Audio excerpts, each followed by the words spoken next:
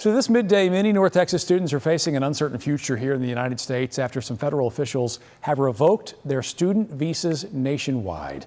Now universities are having to keep a close eye on those students and their immigration status. Natalie Haddad has more.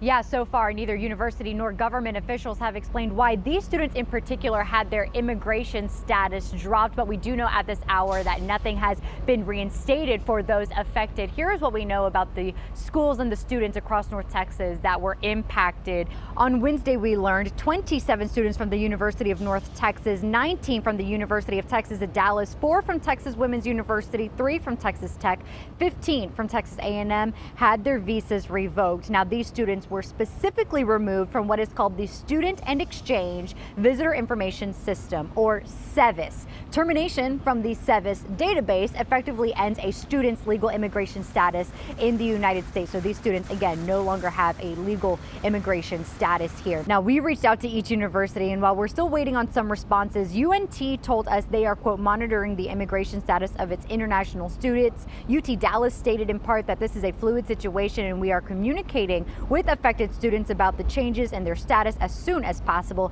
Texas A&M getting back to us and saying in part they have been in communication with the international student and scholar community on campus to provide appropriate information and support. Now, universities also tell us that this is a very fluid situation. They are not aware of whether they will continue to see more students impacted by this in the coming days.